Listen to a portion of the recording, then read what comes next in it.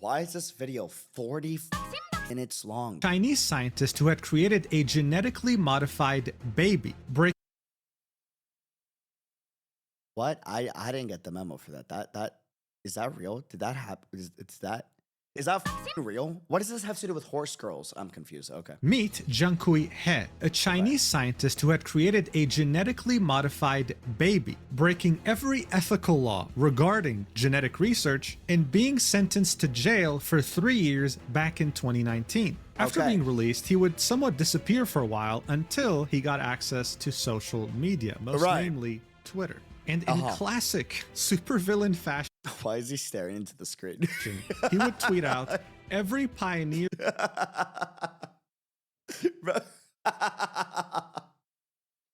or prophet must suffer while staring intently at the camera," all while continuing his genetic research like nothing had happened. This would, of course, make him go viral. But what were people's reactions here? Were they shocked? Were they outraged? Were they scared? No, they kept spamming him. Really? Pestering him even with one request. Eventually, there will be so many people requesting the same thing that he had to make an entire post responding to it, saying, "Stop asking for cat girls. I'm trying to cure disease." This dude was sentenced to jail for creating genetically modified babies and forging the ethical paperwork. But I'm trying to cure disease. This dude was sentenced to jail for creating genetically modified babies and forging the ethical paperwork. But the only thing people were concerned with was Brax was leading the forefront. Cat girls. Yeah, I say that jokingly. Kinda. I mean, it comes as no surprise, guys. Anime girls have taken over the world. But look, if the movie Ratatouille has taught me anything in life, it's that things are better when combined together. And so some of the most intelligent people that was banger scripting. That was like a big core thematic of the cooking in Ratatouille. On planet Earth saw cats and thought, wow, this is really cute and adorable like anime girls. Why don't we combine them and create cat girls? The result?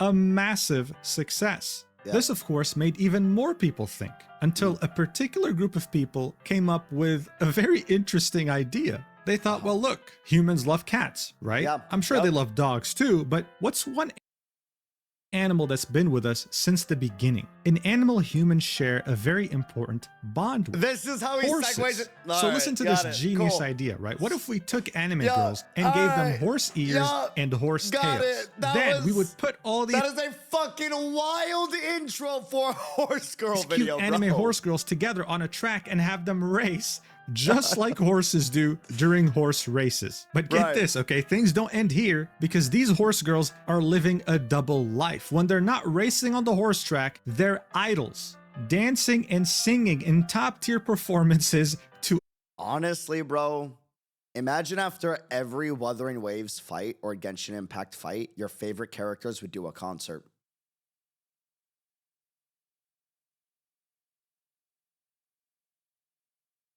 Bro, the fucking engagement of the player base would be insane, dude.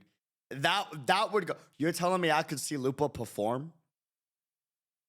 Yinlin, Chong-Li, you know what I mean? Like Yalan, like, dude. A massive audience. Sounds absolutely insane, right? I mean, seriously, horse girls. And then you get new updates every patch. Anime horse girls racing on a track. You gotta be shitting me, man. Oh my lord, Alikos. Bro, imagine Kamea on the vines doing dog.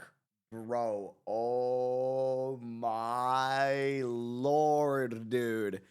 Brother. The concept of gacha games is already niche, and horse girls in a gacha game, you won't find anyone to play this. Nope, I was severely wrong. Look at this chart. I would like to also say I was wrong. I was definitely in the party of, what the fuck is Umamusume? Who cares, bro? Like this dumb game is like not gonna get attention. And then my ass is over here getting pissed off that Rudolph didn't win the first of the third Triple Crowns in career mode, and Now I'm running it back later today to try to see if I can get the triple crown victory. Anyways, that aside. Seriously, horse girls, anime horse girls racing on a track. You've got to be shitting me, man. The concept of gacha games is already niche, and horse girls in a gacha game, you won't find. Okay, hear me out. I'm gonna get crucified by the Umamusume community. All right, y'all are about to like leave me in droves, but I'm an honest motherfucker. Let it be known. All of you guys are gonna leave me and be like, I'm so mad I even gave this guy my support. All right, but I'm an honest fucker. Know that I'm honest. I will never fucking lie to you when it comes to my thoughts on something, okay? I really didn't care for the aesthetic of Umamusume. I thought like it was just overly colorful and like I don't really care for the outfits for 90% of the time and like yada yada yada. I really didn't care for it. I'm gonna be honest with you. But it was after I got into the world of Umamusume, all of a sudden I fell in love with everything. And it's really fucking weird because I know if another game comes out with the aesthetic of Umamusume, I'm gonna say the same thing. I'm gonna be like, I don't like that aesthetic. I don't care for that aesthetic, right? But if it's as good as the world of Umamusume, like there's something that happens when you go into the game and you like it, and all of a sudden everything is like fucking glitter in your eyes, and you're like, wait, this is fucking amazing. I thought this would be bad, but this was fantastic, right? It's kind of like initially, right? Initially, you're hanging out with your homie, right? And you're only hanging out with them because you have to. You don't really like the guy, right? You don't really care about him, right? So like you think the dude's ugly, or you think like, you know, like he's just not a bro, right? But then he saves your life one day.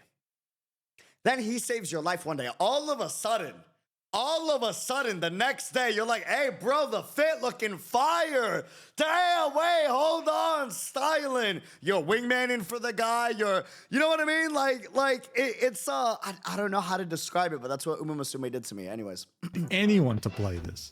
Nope, I was severely wrong. Look at this chart just on Steam with a peak of 87. Reminder that we're also doing a watch party of Cinderella Grey on Kick soon. True. We can only do it on Kick because of copyright, but we're watching the full anime over on Kick, so join us. 1,000 people playing at the same time. That's wait, concurrent? Steam with a peak of 87,000 people playing at the same time. That's not all though. The game hasn't even been out for 1 month globally and has already reached over 1 million downloads on the Google Play Store. Still not surprised? The game has gotten so popular on Steam. Holy fuck, on Steam! That it has beaten every single game on the platform to claim the #1 spot for most downloaded games in this. It beat Counter-Strike? What? This current. What the fuck? Nadeshot just dropped 100,000 on Counter-Strike the other day. Holy fuck. Period. Now you might be thinking, okay, fine, maybe it's like this mass hysteria going on. Maybe this concept is so ridiculous people downloaded it, but then realized, it's not really for me, right? Look at these reviews. 94% very positive with almost 15,000 reviews on Steam. They gave us free pulls thanks to that. Okay, ladies and gentlemen, we need to keep them in the #1 spot from now on. Are we clear? Are we clear? We keep them in the #1 spot. But every now and then when we notice that the rewards don't happen, we let them drop. We let them drop to number 10 or number 11. Actually, number 11. That way they're no longer in the top 10 and their ego goes down, right?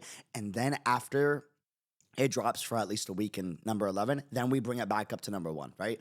And then they reward us again. We got to game the fucking system, guys. This game didn't just get downloaded we gotta game a lot. The system. I'm counting on y'all, all right? It's now critically acclaimed. But if you're still somehow not shocked yet, well, get this. Gacha games are typically liked by a very specific demographic. Young That's crazy, bro. adults who usually love anime. When it came to True. Cook it. this horse girl gacha racing game, though, it reached children, their parents, and their grandparents. You're lying. There's no way we have grandparents playing Umamusume. I refuse to believe that. Doing the impossible and targeting every single conceivable demographic. Is there a bro?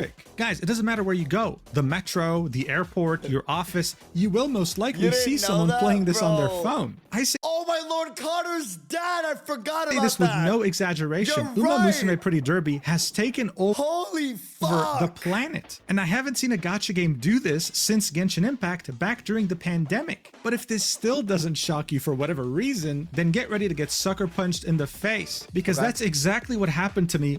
I don't.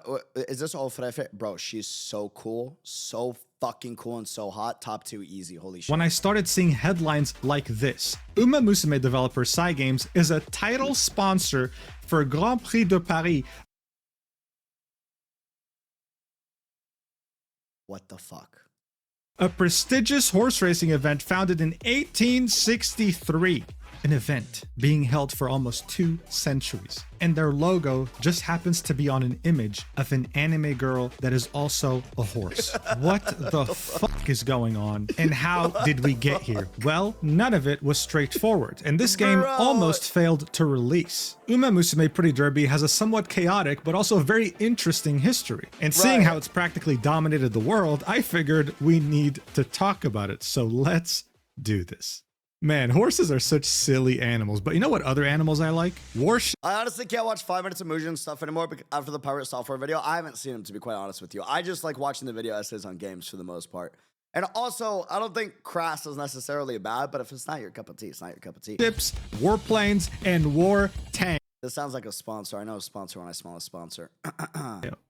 Alright guys, by now, you know the drill. To really understand the significance of all this, we need context, and in this case, it's going to be a little history lesson. And we're going all the way back to the year 1603, the beginning of the Tokugawa period, otherwise known as... Bro, do you think, like, back in the 1600s, if, like, any of, like, the feudal lords of Japan saw how much money anime horse girls was bringing in, like, how would they feel about that? You know, is there any like historical people that specialize in the Edo period? This period would be the most traditional period in Japan, mostly because it would be incredibly isolated from the rest of the world. The people in power at the time feared outside influence. In fact, their biggest fear was Christianity. You'd have missionaries from European countries come in to spread the gospel, and people were converting fast. The Japanese leaders saw this as a way for Europe to slowly take control. This is gonna segue into Umamusume converting everyone, which is true because my entire community was converted to Umamusume before I was. My community that comes from different games, not Umamusume, was trying to drag me. They're all fucking laughing in their Keck W, and you can see right below me. They're because they got converted before I did, and then they dragged their streamer into it.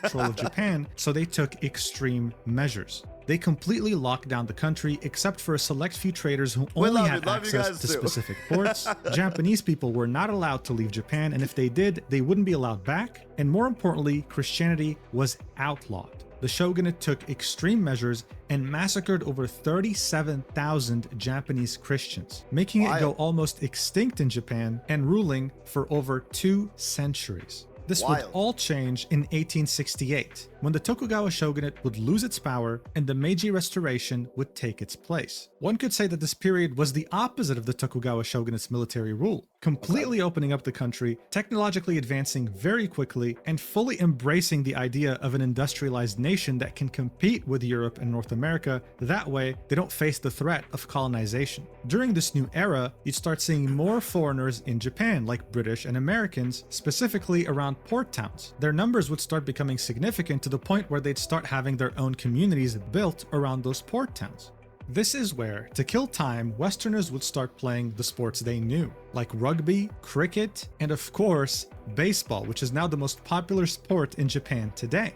But wait, is it actually? I didn't know that. I know it's crazy popular in Japan. I just didn't know it was the #1 popular sport in Japan. According to the 500-page book, it is really titled Routledge Companion to Sports History, which outlines the origins of sports all around the world. Horse racing in Japan was introduced as early as 1862 by those same Westerners, and within just 8 years, the first jockey club in Kobe was formed in 1870. You see, the Japanese, much like the rest of the world, also had a special connection to horses. They also loved the idea of entertainment, so they latched onto the sport very quickly, as you can see from this old drawing. Japanese people are on their horses about to race, but the people organizing it. Man, the Japanese were like, wait, you're telling me that we can make a sport out of the thing we've been doing for centuries? Say less.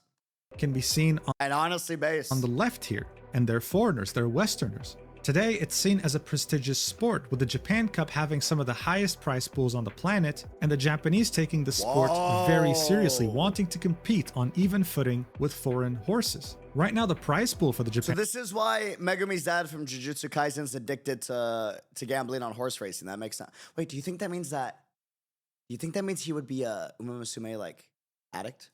Cup is about $8.3 million, with first place claiming $3.8 million.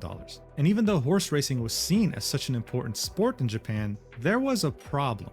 Interest was kind of waning. When you go to a horse track, Really? you'd mostly see men who are in the older demographics. You wouldn't see teenagers, young adults, kids, or even women that much. In a way, if things kept going this way, then the sport would have probably died out in a couple of generations. It was simply seen as too old-fashioned. But all of this would change when a particular studio Do you realize how crazy this pitch is to owners of these horses? We want to make your champion racehorses, your pride, into anime girls who run races and perform concerts.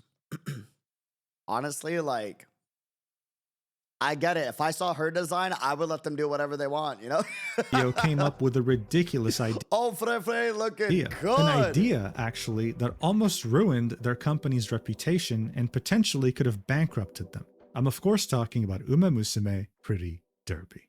Most owners were actually down Agent for is it. a Japanese company that was founded in 1998. Really? They started out as a digital advertising company, but in 2011, they decided to expand in the ever-growing video game market. This is when they would create Psy Games, a video game development studio. Cyber Agent would own the Psy Games, my old addiction with Grand Blue Fantasy, not gonna lie. We do gotta do a Grand Blue Fantasy Relink playthrough in the future, but oh man. majority of the shares And now they come back with Umamusume. That company is something I gotta watch out for. If they ever make another gacha game, we're in trouble.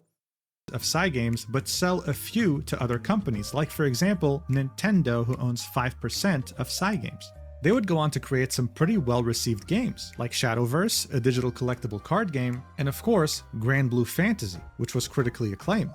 But arguably, Psy Games' most important game would end up being one of the first ones they'd ever release in 2011, titled The Idolmaster Cinderella Girls. This game would be a part Did not know that. of the massive franchise known as The Idolmaster, owned by Bandai Namco, with the first ever game coming out in 2005. Many games for this franchise would Imagine you could gacha for Narmea. Bro, don't put that on my brain, dude. release, and in 2011, that's when Psy Games would release The Idolmaster Cinderella Girls. They made this on behalf of Bandai Namco. What was special about this game is that it was made for mobile phones back in 2011. Namco was seeing the rise of mobile games, and so that's when they asked Psy Games to help. The premise was simple. You'd collect a bunch of idol girls and you would train them, raising their stats through lessons. You would then be able to do a number of things, like customize their outfits and even spend money on cosmetics. There would also be many different minigames, including a multiplayer game mode where you can fight other players. The player with the most stats wins. Overall, it was simple, but extremely successful. This game was earning more than 1 billion yen a month. Back then, that was around $13 million. It Holy was revealed that more than 75% of players who got the game chose to pay for either in-game items or energy in order to play more. And according to this article, in August 2012, the game had made 9 million USD, which is more than the cost of developing the game. This game was making more money monthly than it cost to make. And all it did was just feature a bunch of idols that you trained, upped their stats, and got them different outfits. But you see, Bandai Namco is truly taking this franchise to the next level. It started as an arcade game, they made a mobile game, and they also made a manga as well as an anime that adapted that same manga. They were essentially using this franchise to build a media empire, and it was working very damn well. They would continue to hire more developers to create more entries in this franchise, and the most recent release would be in 2024, so it's still doing pretty damn well. This is when Psy Games would have some sort of an epiphany. Even though this was owned by Bandai Namco, they were the ones who made this extremely successful game. And I mean, it made sense. Why wouldn't a game like that be a success? The idol industry in Japan is probably one of the biggest, most successful industries in entertainment. It involved finding someone young with talent, absolutely destroying their lives with— Isn't Mina also a fan of Idolmaster? Padoro, Mina is a fan of anything idol. Let me repeat that. A fan of anything idol. It could be idol as an I-D-L-E, and she might accidentally be a fan of that game just because it sounds like idol, I-D-O-L. ridiculously rigid training, and extremely unrealistic expectations. And once they get enough popularity, this is when you would milk their fans with a bunch of different media and merchandise. People will do anything for their idols. They'll literally buy a photo album of them, okay? This is why the idol industry is such a money printing machine. But here's a fun fact for you. When it comes to horse racing in the West, certain jockeys, who are the horse riders, might have fans. Sure, the horses that they ride also might have fans, but it wasn't anything crazy. In Japan, on the other hand, the horses had fans, all right. They had their own merch. They were recognized even before Umamusume by name. Some even had superstitions made around them. I mean, this is just a talent Japanese people have to idolize. Listen. The Japanese know how to make amazing branding for things, all right? Let it be known. They got some of the best graphic design, typography, branding in the world. It's really good. Anything they like. And as much as this sounded ridiculous, there was big market potential here. Also, I gotta crash out real quick. I fucking am so jealous of the fucking Japanese language. Real quick, just crashing out. This might get me canceled. I don't know. Real fast, all right? I'm really big into typography. I'm really big into graphic design, right? I am so fucking jealous of the Japanese language. Like the way that Japanese language is written, your letters, your characters, right? It's so fucking artistic. It's so fucking beautiful. English language is absolute dog water. It is fucking ass to make and make it work in a graphic design thumbnail or a poster. Yes, Chinese too. Chinese is amazing. Japanese is amazing for graphic design thumbnails and making marketing posters. And it's so morphable. It's branding. Like, bro, the English fucking language is so damn boring and it's so damn hard to like just look at this. What looks better? Ignore the banner, right? Because this banner is technically better hierarchy, right? But what characters look like from a purely artistic standpoint? You know what I mean?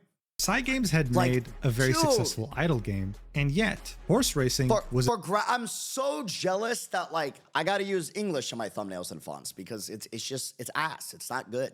I wish I could use Japanese and Chinese. I'm gonna be real with you. I'm gonna be real. The deeply historic, and I'm not saying it because it's like, ooh, different language, shiny. Like that's not why I'm saying it. I'm saying it because just the way that most of the characters are, like,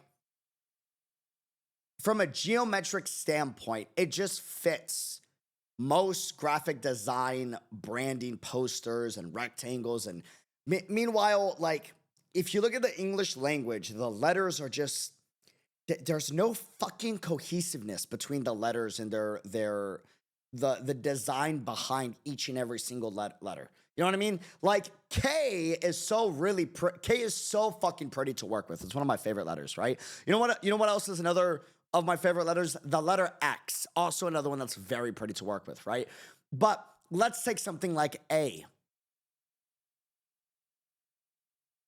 You've ever tried to make the letter lowercase a try to work with the lowercase letter K or act like, bro, it's like just type A and then K next to each other, right? Trying to make A fit in a fucking poster is, anyway, sorry, crash up. Continuing, my fault. Aspect of Japanese culture while also having those same idol traits. You know what else is interesting? When it comes to entertainment, the idol industry is very profitable, sure, but one thing Japanese people love to do is gamble, baby.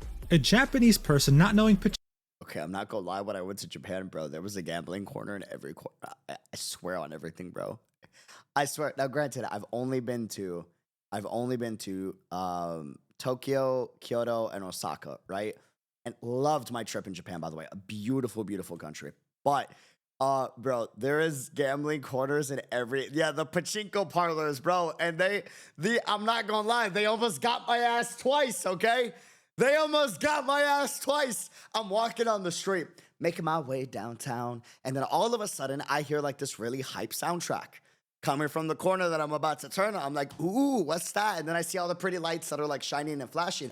And I'm like, ooh, what's that? And then I see really cool ass anime characters that I'm a big fan of. I'm like, oh, snap, about to go in here. And bro, I was this close to opening that door and never coming back out if I didn't notice that it was slots inside, bro. Shinko is like an American not knowing what a burger is. At this Oh, point, man. it's practically cultural. I mean, look, it goes without saying that horse racing was very popular in Japan because of the whole gambling aspect of it. And now you can gamble on a simulated horse race. It's not even real. And you place your You're lying. Why would anyone gamble on a simulated? Oh my fucking god, that's just Umamusume.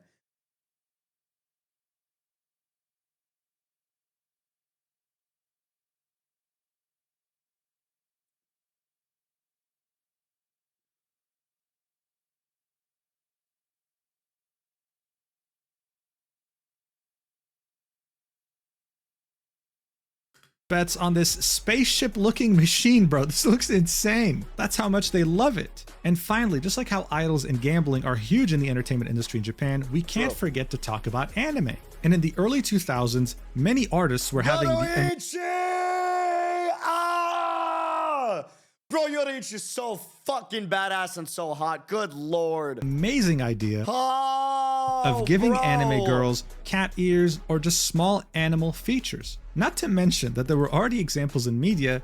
I do my absolute best to stay away from Nick and Zero Lane. I'm not gonna lie, both of those games are honey traps, dude.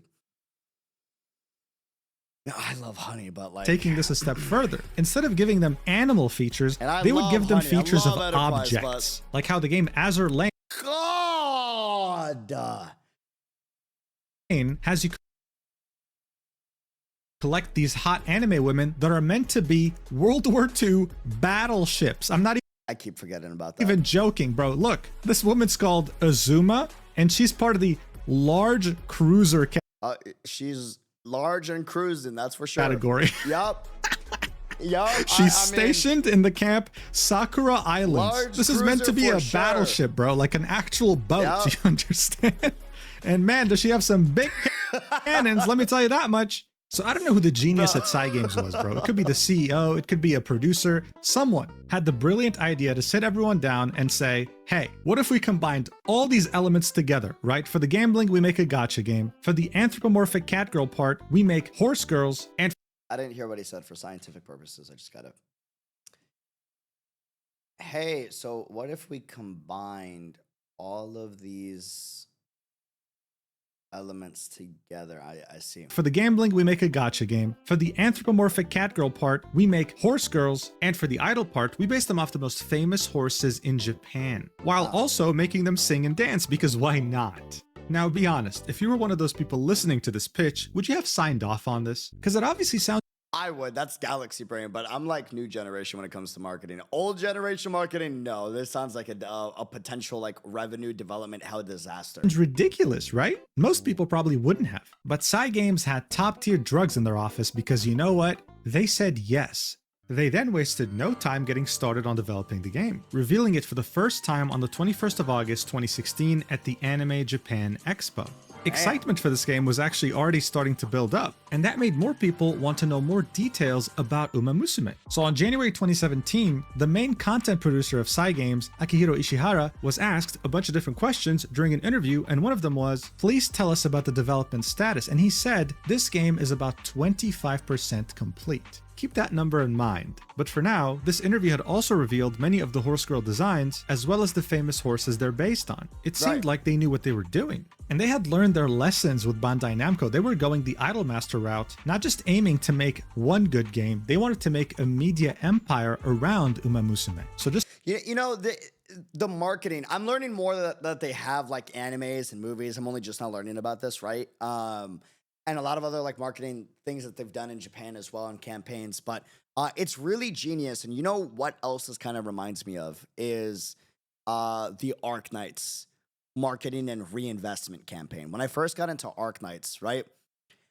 Initially, I loved it. Beautiful world, amazing fucking world building in Arc Knights. By the way, holy shit. The fucking character art is so good, bro. Oh my, I don't even consistently play, but I keep logging in to get all the skins because they look so fucking good. Anyways, what I'm saying was, I don't have a problem. What I was saying was, what confused me about Arc Knights is how much money they were making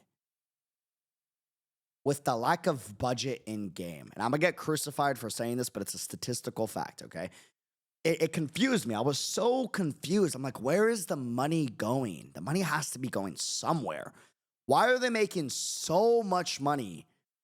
And the game itself does not have that many live 2D. It doesn't have voice acting in the main story. It doesn't have like crazy animations playing left and right, in game. Like where is the budget going? And then I understood.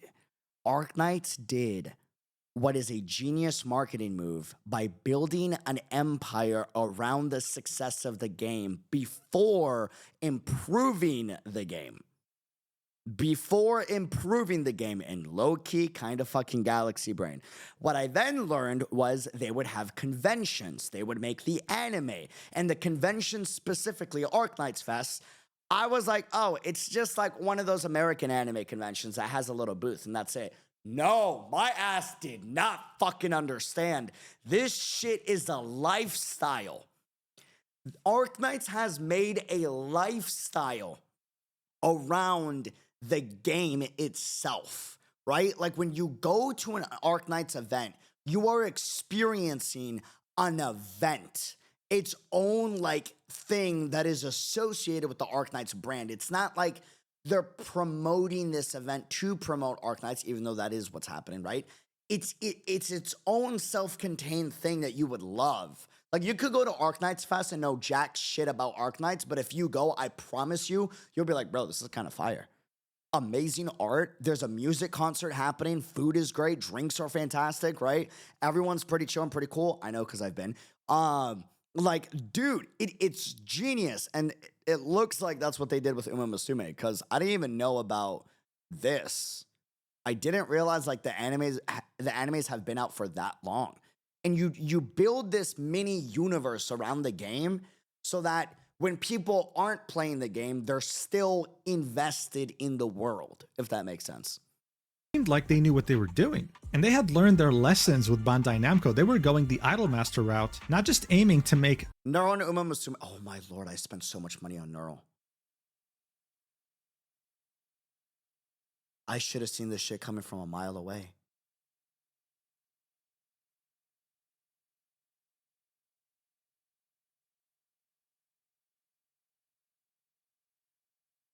Sorry, chat.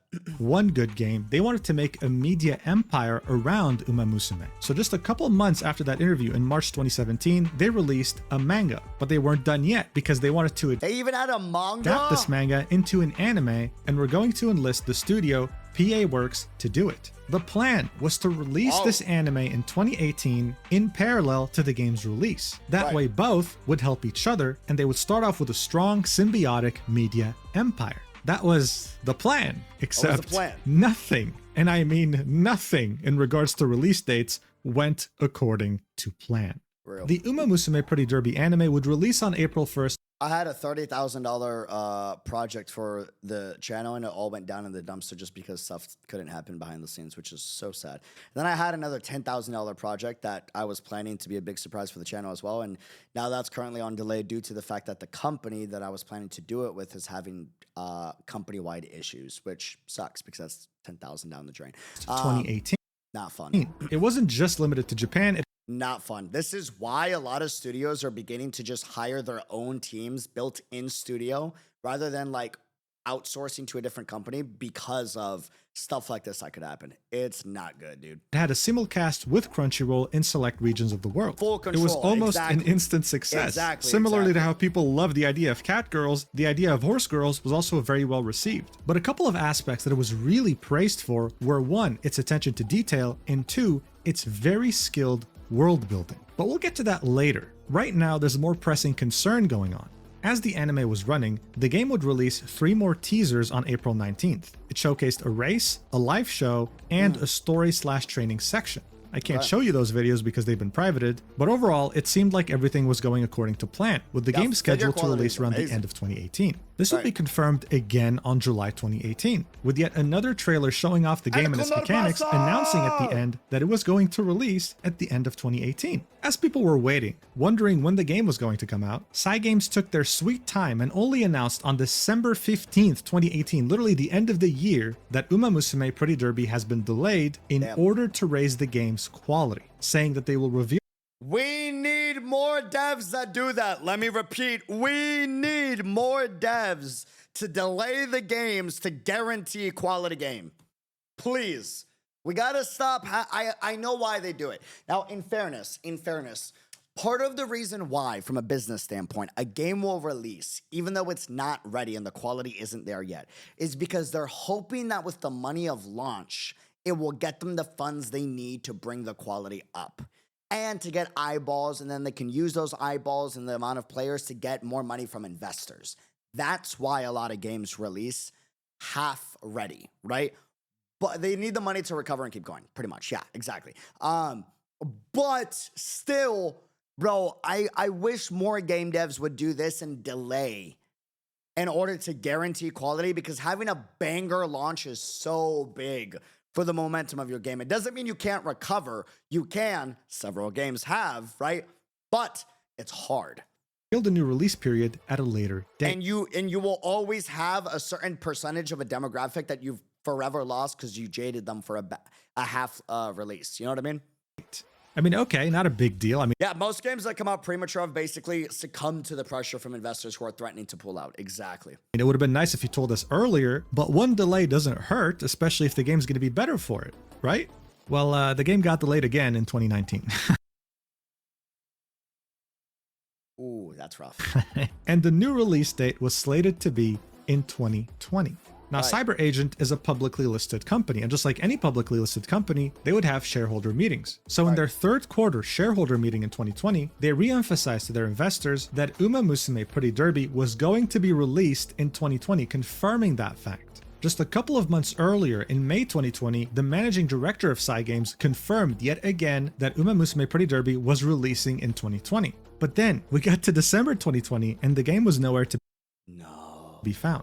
But yet again, in the final shareholder meeting of the year on December 12th, investors will be told that this game is still on track to release in 2020. But there were 2 weeks left in the year. Bro, there's 2 weeks left in the year. It was safe to say that after previous delays, people weren't just thinking, oh, this game's going to be delayed again. They were also thinking, is this game ever going to release? How can you say the Final Fantasy effect, bro. I was following Final Fantasy 15. Oh, wait, I'm sorry. It wasn't called Final Fantasy 15 back in the day. For 10 years, I was waiting for that game to come out. No, 12 years. 12 years? 10, 12 years? I don't even remember. It was a long-ass time, bro. I was in middle school when I heard about it. I was end of high school when it came out. An interview in the beginning of 2017 that the game's almost 25% Blue Protocol flashbacks, bro.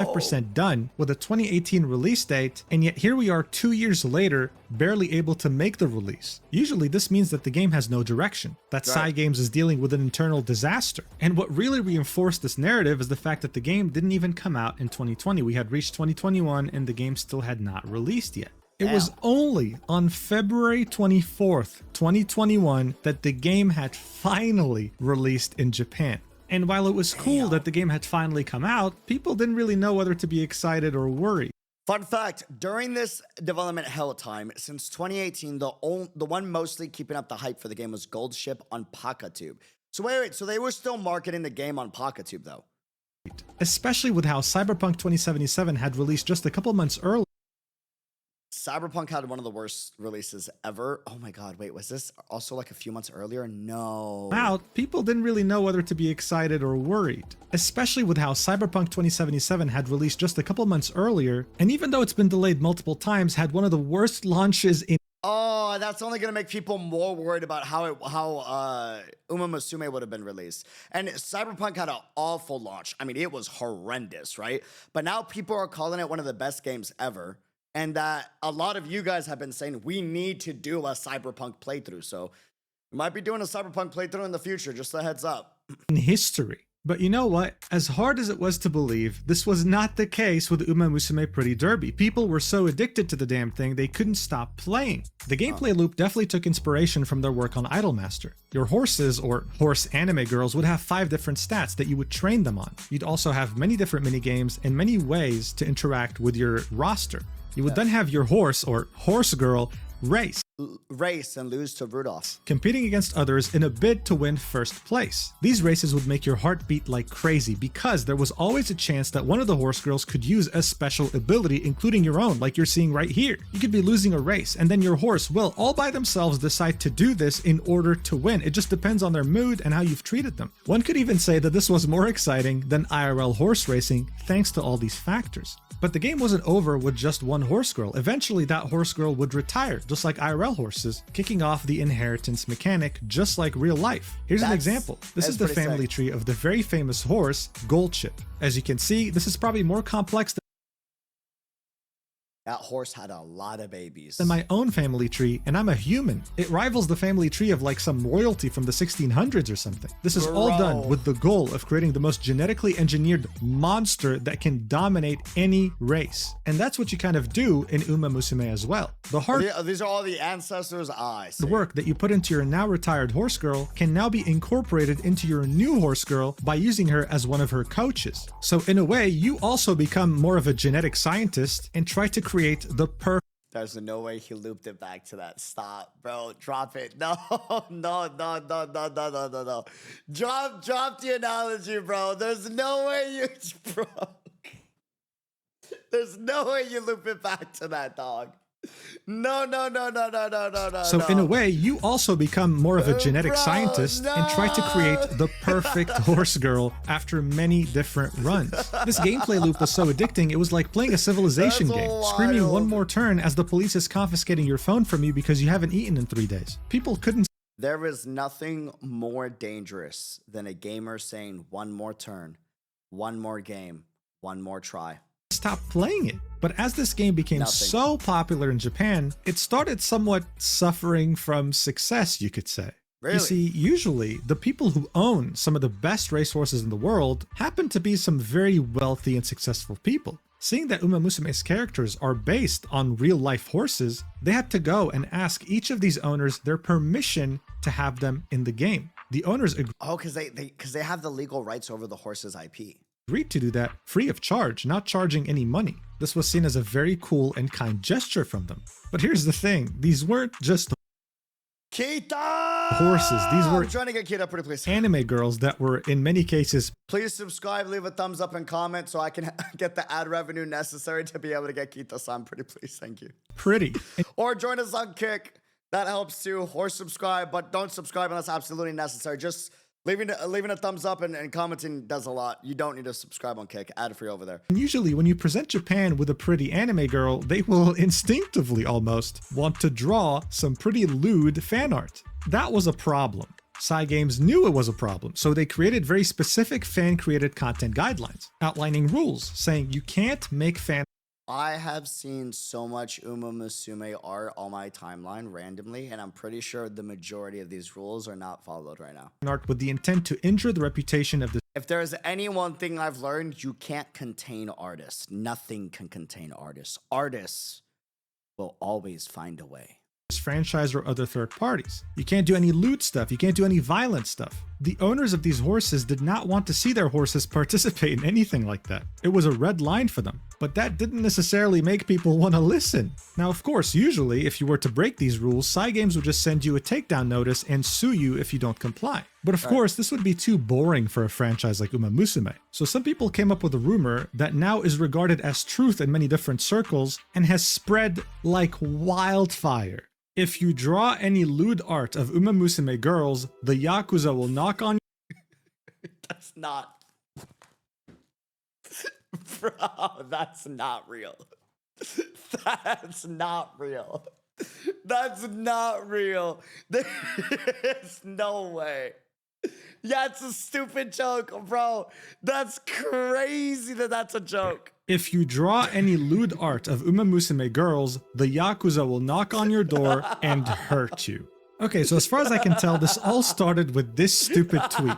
A Japanese person tweeted this out, saying, the reason why Japanese artists can't draw Umamusume art is that Umamusume is based on real racehorses and their owners are like mafia bosses who control the Japanese economy and we don't want to offend them. Bro, What? This was tweeted on March 11th, 2021, so very Right. shortly after the game released. Now, I Right. don't know how much attention this initial tweet got, but what really brought attention to this was the second tweet this person would make, saying, please retweet as much as you can for people overseas. That's crazy. It included that original tweet and another image, with that It's a joke, but it works. That's so wild, person dude. saying, the content of the tweet and the image is complete bullshit. It is a falsehood that amounts to defamation of the racehorse owners. I have insulted the owners of racehorses and other people involved in horse racing, as well as the staff of the Umamusume project. Racehorse owners are people who are sincerely committed to the culture of horse racing. They are not involved in antisocial organizations. In addition, I tried to make overseas artists complicit in the prohibition of secondary works that significantly worsen the image of the project, which is clearly stated in the official guidelines. This is all due to my short-sightedness and arrogance. I would like to express my deepest apologies to everyone involved and to all those who have supported me. So this apology was definitely overkill to the initial tweet. It was clearly like some kind of a joke, I guess. It was almost like this person had, I don't know, murdered someone. This made people assume that this person got caught by the Yakuza and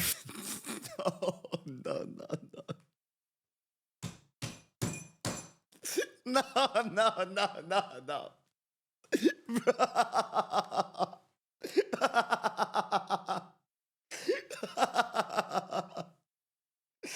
What the fuck?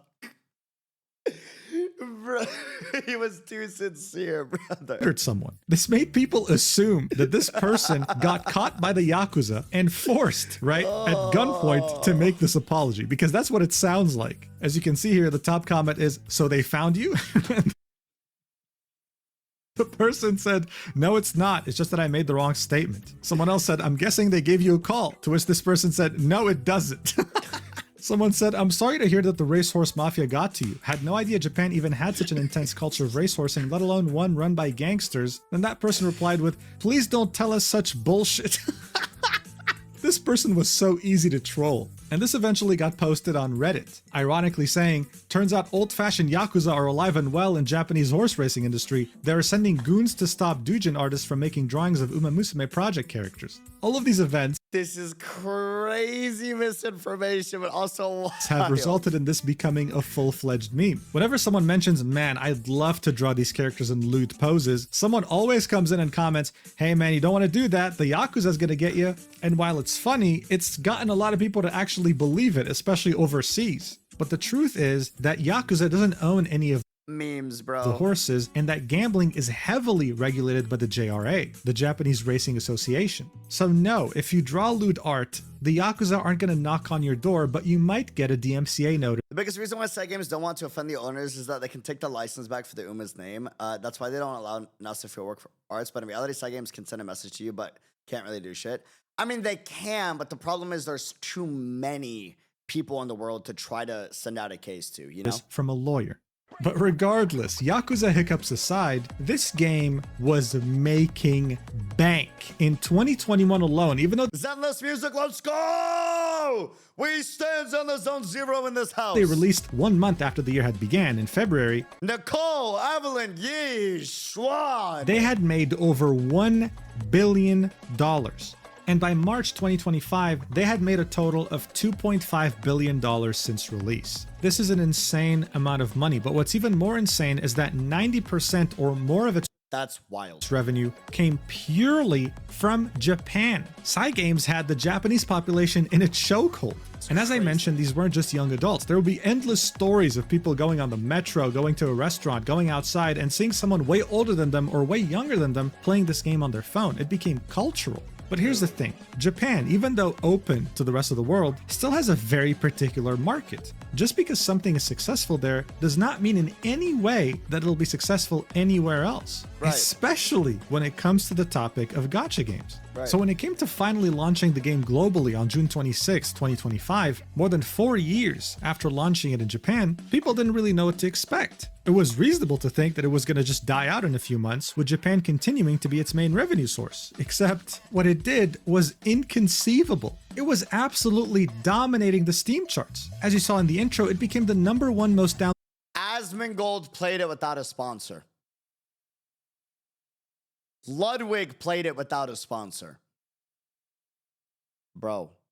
Like- game on Steam at some point. also becoming an instant success on mobile. But what's really interesting here is that Also, Asmon is a gacha game hater, respectfully.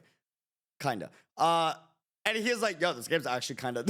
it managed to recreate exactly what happened in Japan, but globally, which was not Yeah, Asmon was hyped during the pool sessions, having dude. the Like, target demographic, reaching everyone equally. Here's a fun example. Northern Lion is a streamer who's 36 years old. He would not, who is this guy? in any way, be the target demographic of a game like Umamusume Pretty Derby. No way in hell. But his chat kept pestering him, please.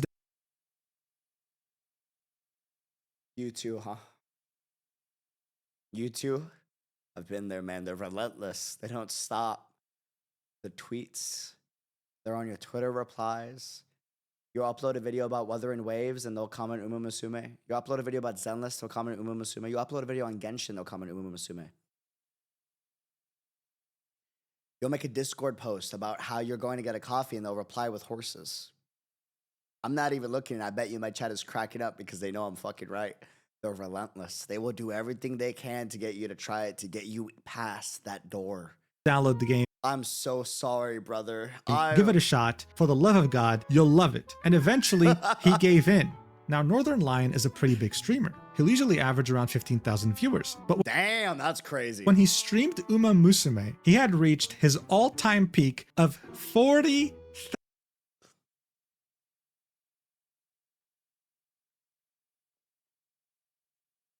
What the fuck? Holy.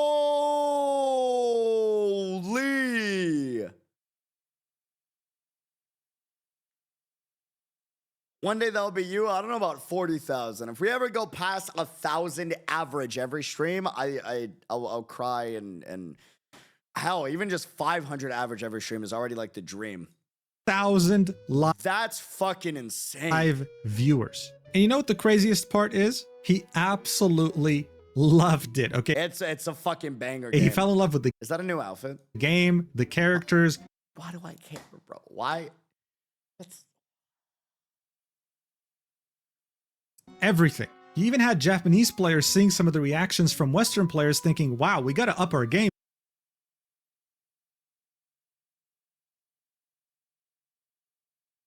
Ohio. Umamusume sugoi. Kohi shoppu wa doko desu ka? Hai. Because these guys are way more passionate than us. Look at this. Come on, go! What the fuck?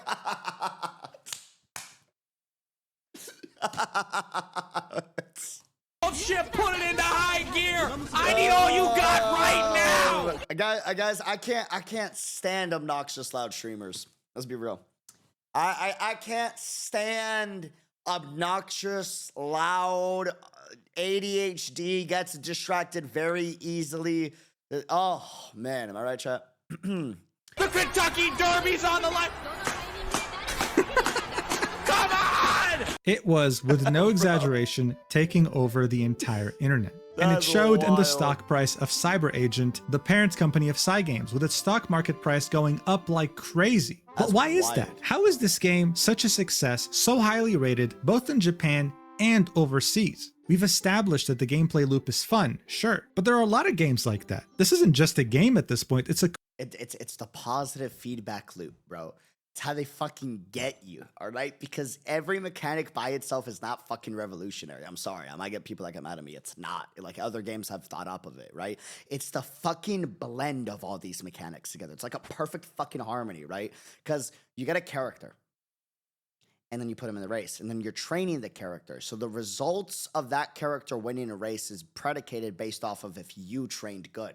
So it puts agency and it puts, you know, responsibility on you to do good in the training in order for them to win. And if they lose, you feel that weight of that loss, right? But then you get rewarded or not rewarded if you see your racer be center stage in the concert directly after, or if you see them not even be in the fucking concert at all, and you're thinking there and you're sitting there like, I'm a fucking failure. They should be in the concert, or they got in second place and you're like, she should be the one that's center stage. What the fuck? It's bro. And then And then it goes and it goes and it goes and it goes. And then you're done with one of the fucking Umamusumes, right? And then you're going to do a career with a different Umamusume, but then you legacy that Umamusume to give on the legacy of that training, that emotional attachment you've had of that career onto the next. It's like that one moment in My Hero Academia where All Might's looking at Deku and he's like, "You're next," you know? And then it goes and goes and goes and goes, bro. You know what I mean? Like, it's an endless fucking loop. Oh, dude. What?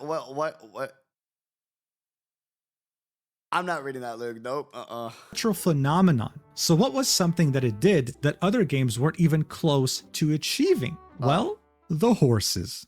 All right, so remember how I mentioned that this game's This was me and I'm so sorry to Japanese restaurants. I need to apologize, okay? Now, I tried to be as respectful as I possibly could. Try not to be overly loud. Very hard for me, not gonna lie. I'm a very loud, obnoxious person, but I did my best. Most of the time, it was my fiance elbowing me and being like, "Can you please shut up?" But, you know, we did our best to be responsible. We'd go into restaurants. Bro, we went to an all-you-can-eat Wagyu beef hot pot, right? I forgot what it's called. I forgot what it's called. And it was all you can eat for 90 minutes, right? Wagyu. All you can eat Wagyu. Bro, I was 7 trays in. And I was like, one more. And it was only like 30 minutes in. And the lady was like, one more? One more. Pretty please. Okay. Boom. 8, 9, 10. I promise on everything the tray was this hot. anime was praised for having immense attention to detail and They started to load the later trays with more meat in hopes it would slow me down before I would ask for another that they would world have to building. get. Well, the game was very similar in that regard too. Seeing that all these anime horse girls were based on real-life horses, Cygames did their homework and examined every single horse and its very specific personality, incorporating all these aspects into their anime character. so but that's good, not all. too. When it comes to the world of Umamusume, many El Condor pasa. things in there were based on real-life locations, like racetracks and areas around it. Wait, that's cool. We're talking anything from train stations to the convenience store where the horse girls buy their carrots. This wasn't just attention to detail, this was making landmarks out of IRL locations and attributing important history to them. Additionally, this world wasn't just made in like one evening, it made sense. By the way, can I just say real quick, dude, Japanese like streets are so clean, bro. And everything just makes sense in Japan. I know it's coming from a foreigner perspective, but genuinely every time I come back to the States, like it's a headache, dude. People are like elbowing and like pushing each other off to get into a New York City subway. I know because I grew up in New York City. Our subways smell like dumpsters on every weekend, right? When it rains, it brings up the smell even worse, you know? Then you go to like a Japan train and you're like, bro, it's there's rails, it's clean, like everyone's respectful. What blew my mind when I went to Japan the first time was the lines. Bro, people without being told to would line up so that they would go into the train in an orderly fashion. That makes all the fucking sense in the world. I wish we did that. Bro, mind blown. It's amazing. Wait, have you seen subways in Japan when there's small floods? The water is pretty much crystal. Wait, actually, Locations and attributing that doesn't surprise me, but that is crazy. important history to them. It's Additionally, so this clean world there, wasn't man. just made in like one evening. It made sense, and that's because its world building was very well made. Horse girls in this world are seen as a different type of species. They're treated as well as humans, there's no discrimination, and instead they have a real place in this world. With certain gadgets, for example, made specifically for them. Look at this extremely long phone. It's to accommodate her horse ear and her I've never noticed that. mouth. I mean, look at this stupid seat right here. It's made specifically for horse girls so that they don't get uncomfortable Whoa, wait, that's crazy. with their tails. There's even historical landmarks in the anime, like how there are Moai statues on Easter Island with horse girls. They even took famous Japanese horse racing paintings and converted them to accommodate the world. As you can see, these are horse girls racing here. So from a world point of view, this already made— Wait, this is so sick. This reminds me of Zenless Zone Zero, because on Zenless, they have like clothing and like chairs and things to like accommodate the Thyrans in Zenless, right? But that's so sick they do that in Umamusume too. sense. The attention to detail was there, and so when it came to the actual personalities of each horse, guys, they couldn't have done a better job. For example, one of the most famous horses in Japanese racehorsing history is Goldship. Yep. This is a horse who ran 28 races. We just did a video on Goldship before this. It's on the channel. Dude, part of me feels like I'm being advertised a false truth, but then at the same time, like, it's just historical. It's a fact. Like it's just— And won 13 times. An incredible record. But what really made Goldship famous is that he was an absolute diva with the ridiculously unique and rage-baiting personality. In 2015, Goldship had a total of 12 billion yen betted on him. People were confident that he would win just like he won his other races. What we got instead was the day known as the 12 billion yen incident, when he would do this. Watch.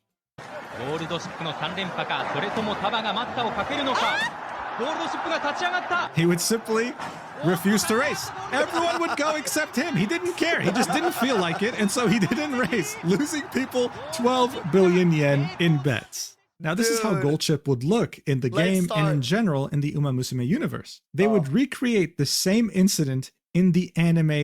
The apple doesn't fall far from the tree. That's Goldship's son. Who's this?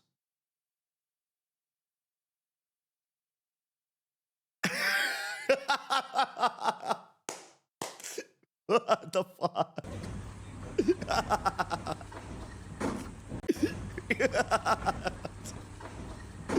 That's Goldship's kid. Oh, wait. You gotta see this. Wait.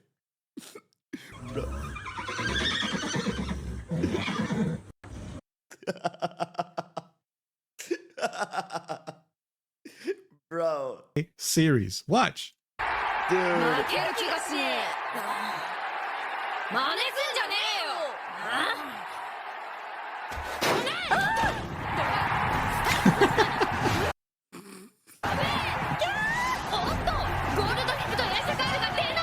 And just so you know, they brought back the same exact woman who was casting that day to voice in the anime. Guys, the attention to detail is ridiculous. So seeing that Goldship was an absolute diva, yet at the same time very skilled, Cygames made sure to incorporate that into Umamusume Pretty Derby. She'd be very skilled, very talented, and yet would have crazy mood swings, refusing to train, and sometimes, even though having the best stats, would just refuse to race, like they're not giving a single shit. This eccentric personality would so accurately be translated into the game that it would create a new overseas fan club. I know exactly how that feels. This is me jumping from game to game without finishing any one fucking game on the channel. Cygames made sure to incorporate was anime. Guys, the attention to detail is ridiculous. So seeing that Goldship was an absolute diva, yet at the same time very skilled, Cygames made sure to incorporate that into Umamusume Pretty Derby. She'd be very skilled, very talented, and yet would have crazy mood swings, refusing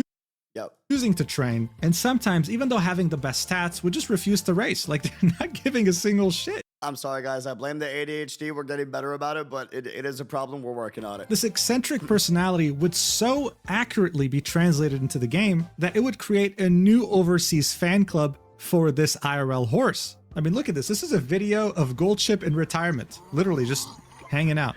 It has over 2.2 million views. This is just a horse hanging out for 2 minutes, not doing anything except fooling around. That's how much of a sensation he became because of this game and his history. I mean, look, most people would have just stopped there and moved on to a different topic, but not with me, you won't. Goldship's personality wouldn't just end with him being a diva. He would also be one of the most successful breeders, with a successful mating rate of 99.1%, having over 500 children, with a few of them becoming absolute champions. In fact, according to some staff, after he would finish mating with a mare, she would then refuse to mate with anyone else. Oh, shit. What the fuck?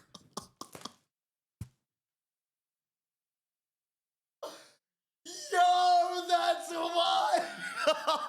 Oh, whoa! Holy fuck! That's crazy! Bro.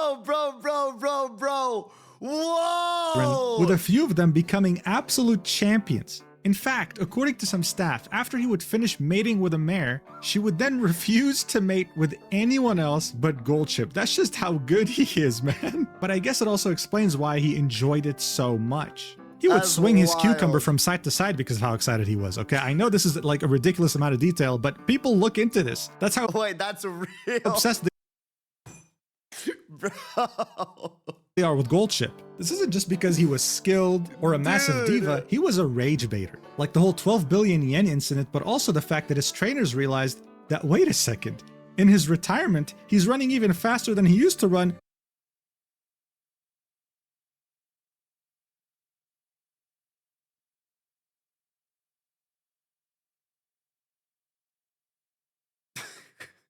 That's a fucking asshole. Bro, he's a fucking asshole, dude. I can't, bro, dude, that's, Was skilled or a massive diva, he was a rage baiter. Like I love it. the whole 12 billion yen incident, but also the fact that his trainers realized I say that lovingly, by the way. that, wait a second, in his retirement, he's running even faster than he used to run. Fun fact, Goldship's fastest speed record was achieved when he was chasing a butterfly.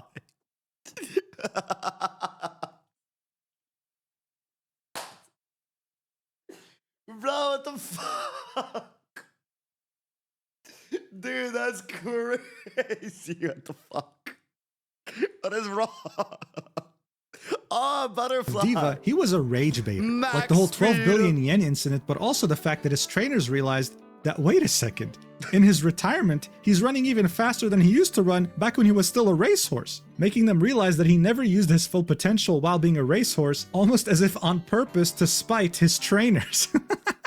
This made people realize that horses aren't just creatures that we share a special connection with. They also have many unique and diverse personalities. Most people have a hard time seeing that though, because we don't really interact with horses that much anymore. So turning them into anime horse girls with proper world building around them made us finally Also, Goldship, when first retired, he was depressed as a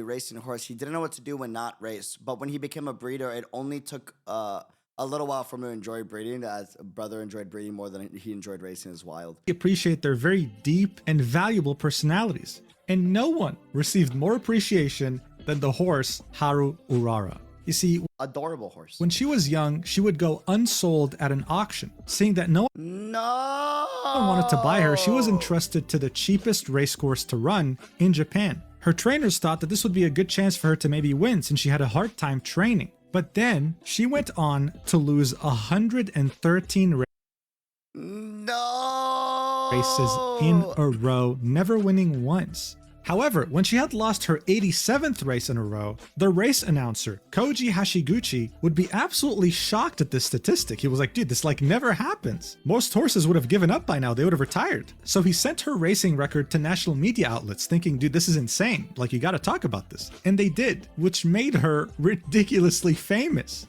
People started going in droves to where she raced, the Kochi racecourse. The wives of the jockeys, the people who rode the horses, took advantage of this and started making merchandise. And get this. Based. Y'all are so fucking based. What? Wait. Y'all are so based. What? Talk about this. And they did, which made her ridiculously famous. People started going in droves to where she raced, the Kochi racecourse. The wives of the jockeys, the people who rode the horses, took advantage of this and started making merchandise. And get this. At a certain point, people would go to this racecourse just to bet on Haru Urara, knowing very well that they were going to lose, but they would love that because then they'd use that betting ticket as a protective charm for car accidents. They believed that it held special powers, bro. You understand what I'm talking about here? This horse had superstitions made around it. I mean, this was such a big boom that Haru Urara had single-handedly saved the Kochi racecourse from going bankrupt. They were able to pay off all their debts thanks to her. And today, as you can see, Haru Urara is painted on the side here. That's how much of a legend she is. Cute. Seeing that she's in the game of Umamusume Pretty Derby, this prompted both Japanese and global players to select her to try and give her the win that she so very deserved in real life, making her one of the most popular characters in the game. This renewed attention from the global audience with their love for Haru Urara eventually allowed them to find out that they can send gifts to her in her retirement because she's still alive. They could send her some premium ryegrass directly. They sent 2.7 tons of rye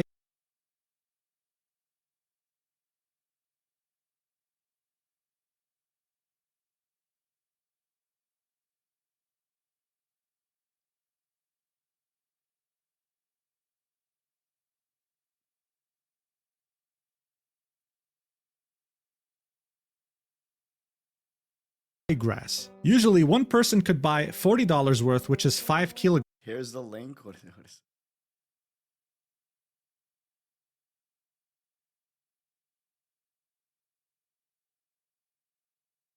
Bro. Wait, what? This is a real thing? Brother.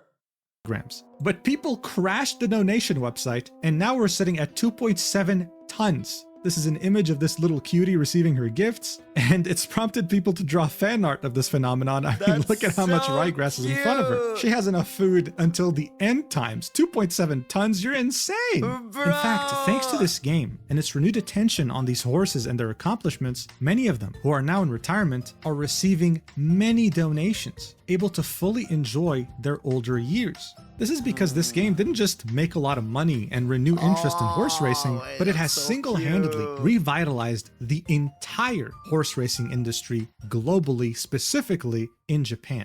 In the world of horse racing, sometimes, unfortunately, racehorses are not able to retire. This can happen for a number of reasons, but usually it's because there's not enough funding. Back when this game released in Japan, it fueled a movement of people donating to many of these famous retired horses, ensuring that they not only live a good life, but that they can continue to live What the fuck was that? in general. But retirement isn't fun if you just have money. It's also nice when you meet people, when you still interact socially. Many of these retired racehorses started receiving visitors, so much so that Umamusume had to release an official guideline on how to visit stables and what to do in order to be respectful. For famous horses such as Haru Urara or Goldship, visits sell out immediately as soon as they're posted. This has led some crazy, ridiculous fans to sneak onto the stable grounds sometimes just to see the horses, with Cygames completely denouncing that and saying you shouldn't do that, stop.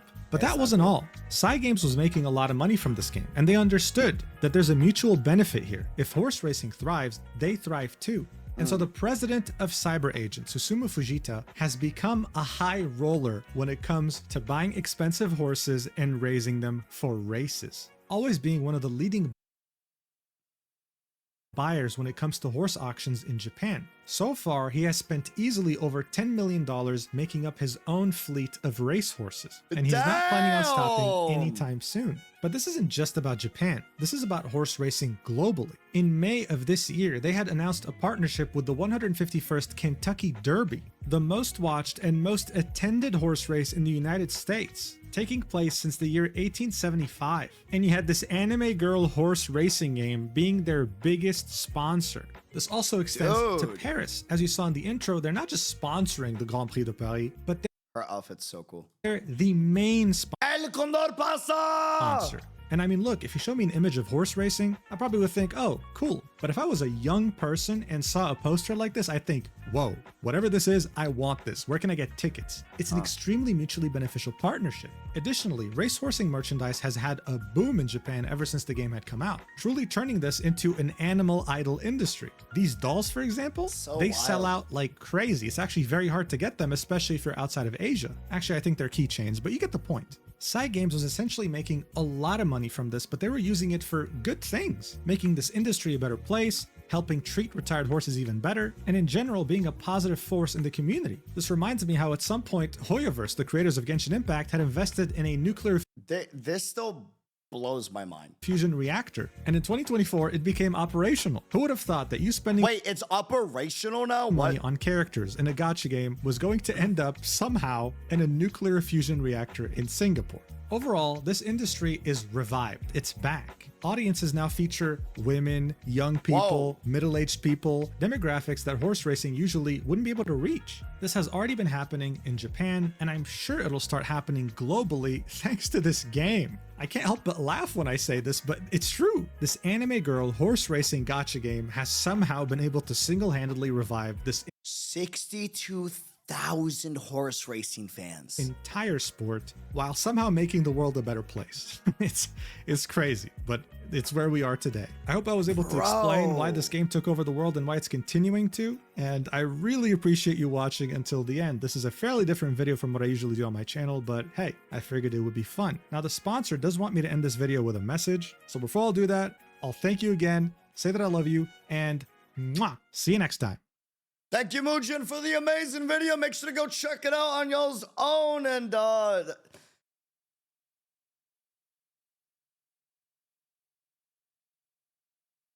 gonna be honest with you. The number one takeaway that I got from that video that kind of blew my mind is the fact that after Goldship would get together with a mare, that mare would no longer want to do it with another horse again because Goldship was just that.